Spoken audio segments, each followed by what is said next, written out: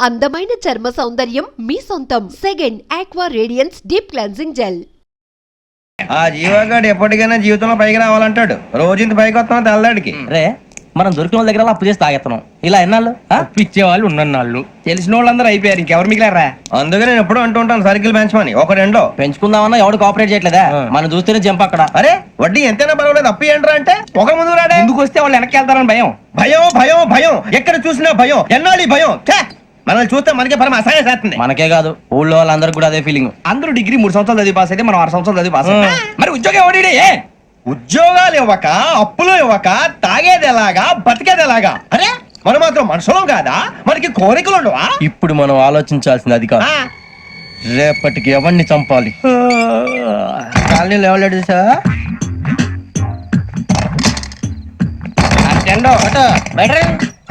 నువ్వా వెంకీ? ఏంటి వెంకీ ఈ టైంలో వచ్చా? నీతో మాడే పని ఉంది, దా చెప్తా. ఏ బాగా నిద్రొస్తుందా? సరిగానే రే, నువ్వు మమ్మల్ని చూసే తలిపేసావా? మామూలుగానే వేసాను. మామూలుగా వేసేవాడివి. మేము రావడానికి 1 నిమిషం ముందో, మేము వెళ్ళాక 1 నిమిషం తర్వాత వేయాలి కానీ బిలాల్ రాజా, నాకు నిద్ర వచ్చి పడుకుందామని తలుపేసుకున్నాను.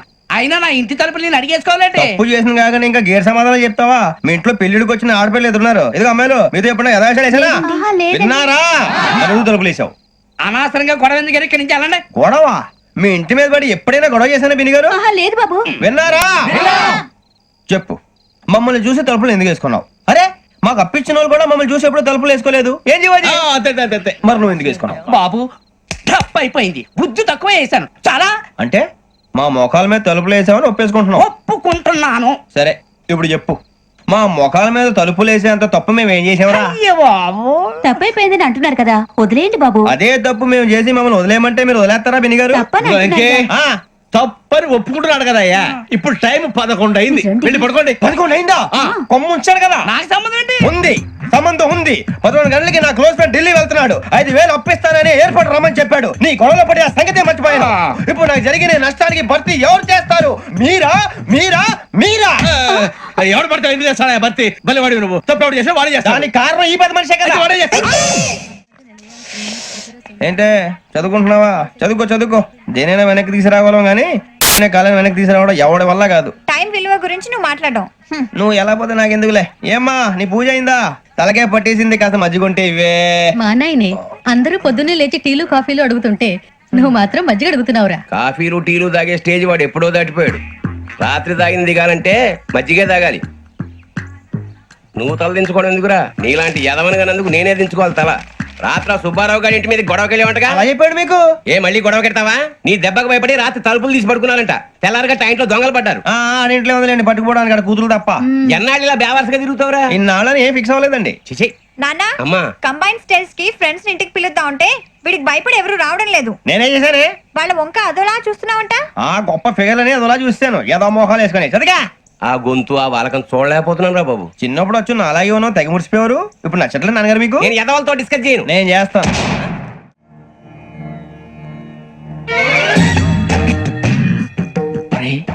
కళ్ళు మూసుకునే ఉన్నాడు, కొంపదీసి నిద్రపోతున్నాడేంటి?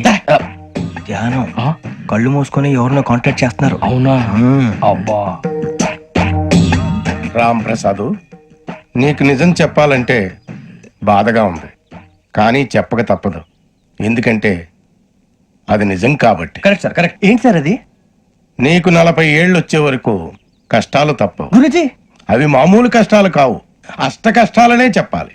ఉదాహరణకు అవి ఎలా ఉంటాయంటే, దొరక్క నీకు ఫుడ్ దొరికితే అది నీ నోటికందే లోగా నీ కాలో నీ చెయ్యో తగిలే మట్టిపాలైపోతుంది. నీ వాకలికి తట్టుకోలేక అప్పు కోసం ఎండను పడి వెళితే అక్కడ తాళం వేసి ఉంటుంది. మరో కఠోరమైన నిజమేమిటంటే, నీ దరిద్రాన్ని చూసి భరించలేక నీ భార్య లేచి వెళ్ళిపోతుంది. ఒక్కతేనా ఎవరితోనన్నా? తప్పు. అతని దురదృష్టాన్ని చూసి ఎగతాళి చేయకు రమణ. Sorry sir. ఇదయ్యా రాంప్రసాద్, నువ్వు ఈ 40 ఏళ్ళు ఈ నరకాన్ని అనుభవించక తప్పదు. 40 ఏళ్ళ తర్వాత అలవాటైపోతుంది. ఇక నువ్వు వెళ్ళొచ్చు. ఏమో వెంకటేశ్వరరావు, కులాసైనా రమ్మన్నారట. నీకు శుభవార్త చెబుదామని పిలిపించాను ఆయ్. ఏంటి గురుజీ? నీకు శుక్ర మహాదశ ప్రారంభం అవబోతుంది. అంటే సరిగా సెట్ అయిపోయినట్టేనా? ఆల్మోస్ట్ అయిపోయినట్టే. మీరంతా టోపీలు పెట్టుకునే ఉద్యోగాలు కూడా చేసుకుంటారు. ఇప్పటిదాకా మేమందరికీ టోపీలు పెట్టాం గానీ మాకు మేమే టోపీలు పెట్టుకుంటాం ఎప్పుడు అనుకోలేదు గురుజీ. అదే విధి. మరి ఇప్పుడు బిల్ల బంటోతు నుంచి బీట్ కానిస్టేబుల్ వరకు అందరికి నెత్తిమి టోపీలు ఉంటాయి. అందులో ఏ ఉద్యోగం? ఎస్ఐ గారు కూడా టోపీ పెట్టుకుంటారు కదా? ఏది మన చదివే చదువులకు ఎస్ఐ ఉద్యోగాలు ఇస్తారేంటి? గ్రహాలు శాసిస్తున్నప్పుడు చదువులతో పని లేదు. ఏబిసిడీలు చదివినా చాలు మీ జీవితాలు విచిత్రమైన మలుపులు తిరుగుతాయి. మీకు విపరీతమైన ఫాలోయింగ్ వచ్చేస్తుంది. మీరు చాలా ఫేమస్ అయిపోతారు. వింటానికి చాలా బాగుంది. ఇప్పుడు మమ్మల్ని ఏం చేయమంటారు గురుజీ? ఏమీ చెయ్యదు. వెయిట్ చేయండి. కాలం కలిసి వస్తే అదృష్టమే మిమ్మల్ని గేలం వేసి పట్టుకుంటుంది. అంతవరకు వెయిట్ చేయండి. వెయిట్ చేసి కొంచెం వెయిట్ కూడా పెరిగింది. అయినా పర్వాలేదు, వెయిట్ చేస్తాం. అందాక ఏ అప్పు సపోర్ట్ చేసుకుని తాగుతాం. బ్రతుకుతాం అన్నట్టు అప్పు అంటే గుర్తొచ్చింది. అప్పు మీద మీ అభిప్రాయం ఏంటి గురుజీ? ఏంటరా కింద నుంచి మీకు ఎదుగుతున్నాను రా. ఇక్కడేం చేస్తున్నారు? ఏ మన టైం బాగుందిరా. ఎవడన్నా అప్పిస్తున్నారా ఏంటి? కాదురా, ఉద్యోగాలు ఇస్తారమ్మన్నాడు. గురుజీ చూసారా, చదువుగా చెప్పింది నిజమే. మరి శుక్రమాదేశ్ మొదలైంది. ఇంతకీ ఎవరా మహానుభావుడు? నమస్కారం. నమస్తే. అయినరా నేను చెప్పింది? ఆహా, సాక్షాత్ ఎంప్లాయ్మెంట్ ఎక్స్చేంజ్ నడుచుకుంటూ వస్తున్నట్టు ఉంది. పదండి పట్టేద్దాం. నమస్కారం సార్. నమస్తే. వీలే సార్ మా ఫ్రెండ్స్. నమస్తే. నేను చెప్పానుగా భగవాన్ గారు. ఆహా, పేర్లోనే దేవుడు ఉన్నాడు. లోపల కూడా పాజిటివ్ థింకింగ్ ఎక్కువ. ఇంతకీ మీరు ఇండియానా చైనీసా? India sir. మా ఫేస్ చూస్తారు అనిపించలేదు మీకు? భలే కామెడీ ఫీల్ అలా ఉన్నాడు. నేను అడిగేది ఇండియన్ రెస్టారెంటా చైనీస్ రెస్టారెంటా అని. నేనేది ఓపెన్ గా డిస్కస్ చేయను కదా. పేరు చూసుకుల్లో డిస్కషన్ పెడతాడు అనుకుంటే వీటి ఏంట్రా హోటల్ అంటున్నాడు. బాబు ఎట్ ఫీల్ అవుతున్నాడు. అంతా మీ ఇష్టం ఉంటున్నాడు సార్. ఫస్ట్ చైనీస్ రెస్టారెంట్ కి వెళ్దాం. నెక్స్ట్ అక్కడ డిసైడ్ చేద్దాం.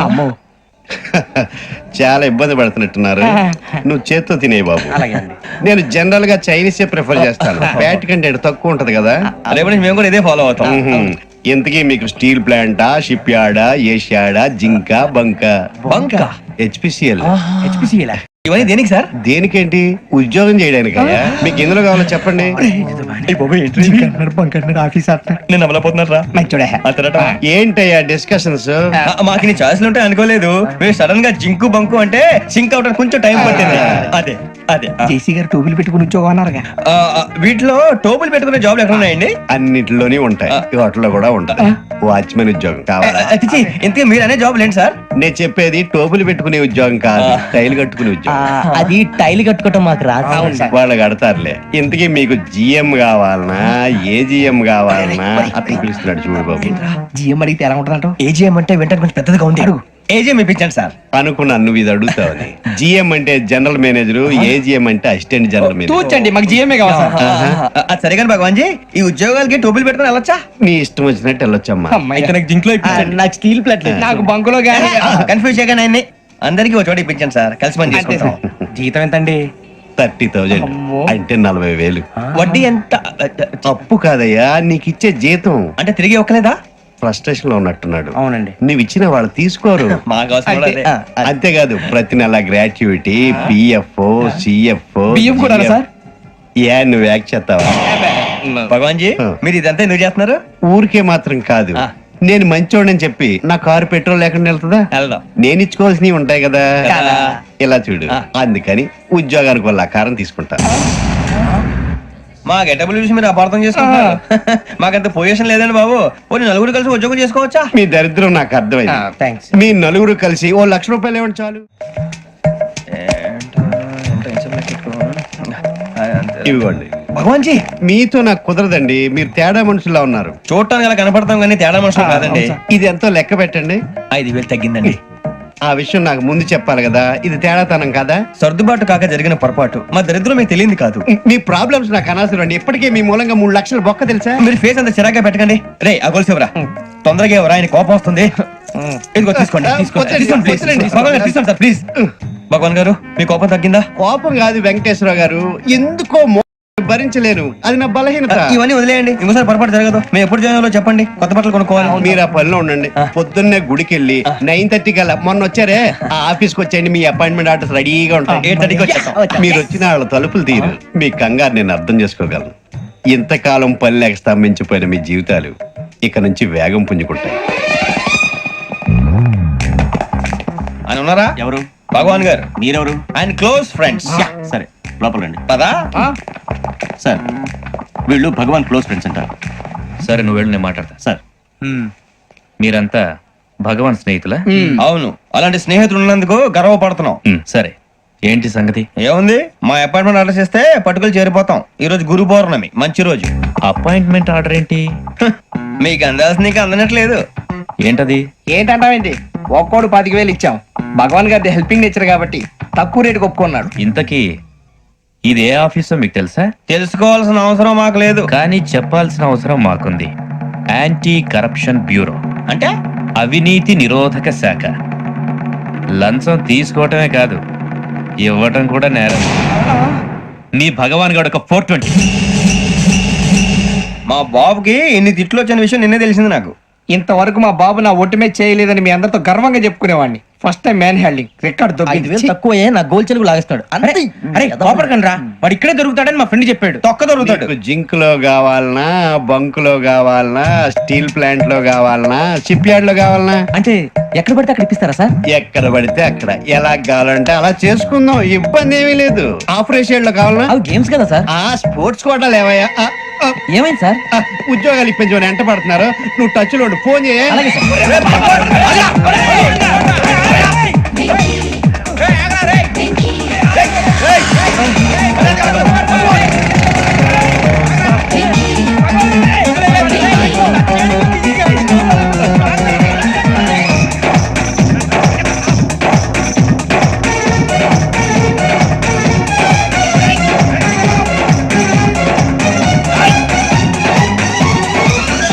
On your mark, set, go.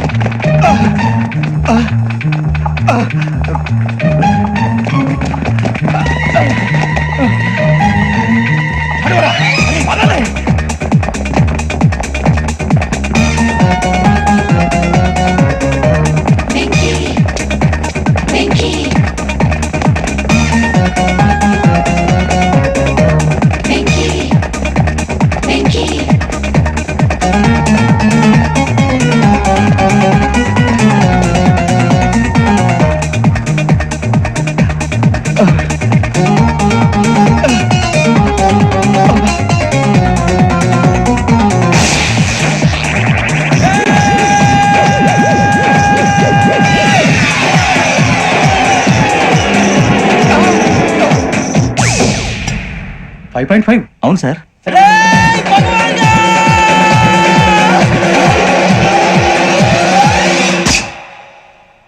Great.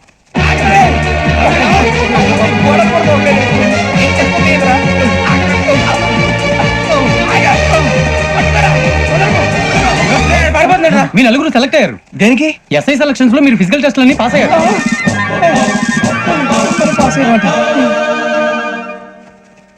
కానీ మేము అప్లై చేయలేదు సార్. అప్లై చేయలేదా? చేయి వదలకండి సార్, కాలు పట్టుకోవాల్సి వస్తుంది. రాగరాకు వచ్చిన అవకాశం. సరే, మీరంతా డిగ్రీలు పాస్ అయ్యారా? ఎప్పుడో.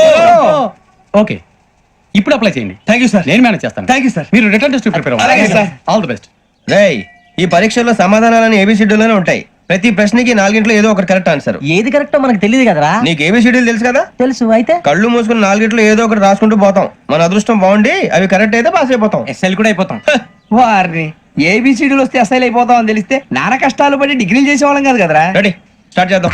నీ ఇష్టదేమో ఆంజనేయ స్వామి. వేసుకో. నీ ఇష్ట పొలిటీషియన్ వాజ్పేయి. ఏబిసిడీలో రావాలి. నేషనల్ లెవెల్లో కాదు, స్టేట్ లెవెల్లో 7. స్టేట్ అయితే చంద్రబాబు నాయుడు. సిఎస్కో. నీకు ఇష్టం క్రికెటర్ ఎవర్రా? Mister dependable. ఆడేవడరా? ఓ నీ క్రికెట్ లో విజ్ఞాన ప్రదర్శనలో ద్రావిడు. డిఎస్కో. వేసావా? నీకు ఇష్టమైన నటుడు? బాలకృష్ణ. సమర్సింహారెడ్డిలో డీటెయిల్స్ వద్దు, బిఎస్కో. అయిపోయిందిరా. అందరూ దీన్నే ఫాలో అవ్వాలి. రాత్రికి ఏబిసిడీలు బాగా బట్టి పట్టండి. అందరూ ఏవే ఆన్సర్లు రాయాలి. మునిగితే అందరూ కలిసి మునుగుదాం. అయినా గురువారం పాటు గురుమేట్ల మీద కూర్చొని రాసింది ఖచ్చితంగా జరుగుతుందని జేసీ గారు చెప్పారు. మన ప్రయత్నం మనం చేద్దాం, మిగిలిన ఎక్కడ వదిలేద్దాం. ఆయన కూడా ఏదో పని ఉన్నారు కదా.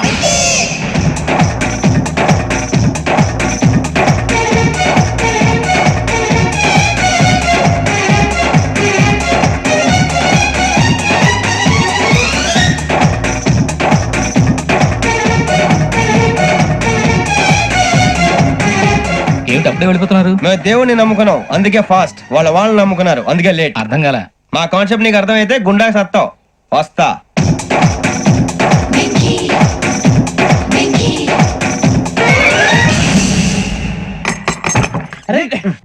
మనం అనుకున్నదంతా అయిపోయింది.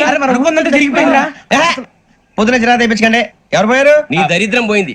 నువ్వు ఎస్ఐ ట్రైనింగ్ కి సెలెక్ట్ అయ్యావు. అన్న తండ్రి నేనే నమ్మలేదు, వాళ్ళు నమ్మారు. నాన్న నోరు తెరవరా. వాడు ఇంకా మొహం కడుక్కోలేదమ్మా. వాడికి ఏం కొత్త కదమ్మా, నువ్వు పెట్టవే.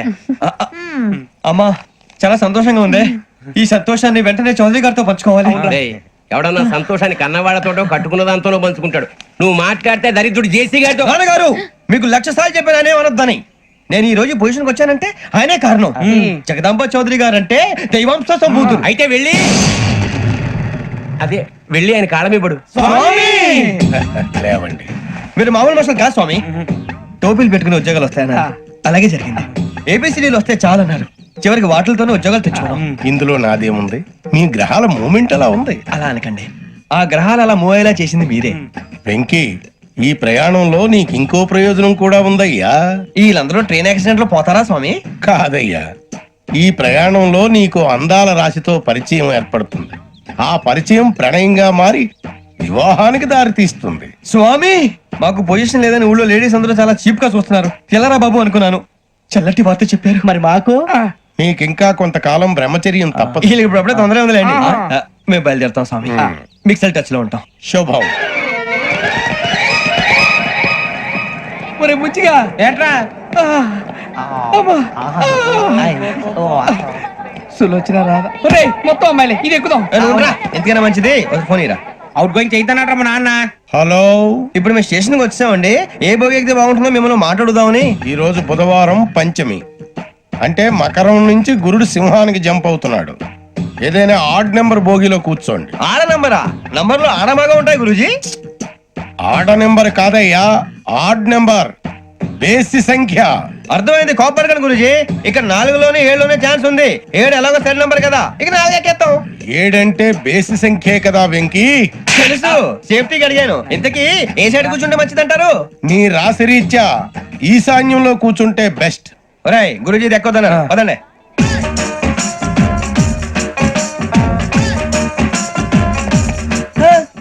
ఇందాక నిలబొమ్మని ఇంకే నిలబడమేంద్రా? అది కాదు సార్, ఆడికి ఇచ్చారు నాకు ఇవ్వలేదు. ఆడి ఫేస్ నాకు నచ్చింది, నీ ఫేస్ నాకు నచ్చింది. Sir please. నమస్కారం నాగరాజు గారు. నమస్తే. నేను నీకు తెలుసా? తెలుసా? భలే వార్ సార్. నిప్పు నాగరాజ్ అంటే గోదావరి ఎక్స్ప్రెస్ గడగలు దాడిపోతుంది చెడ్డ పేరుంది. మంచి పేరుంది. ఇదే ఆయన. నమస్కారం సార్. నమస్కారం సార్. ఒక్క ఫోటో సార్. సార్ టీసీలో కూడా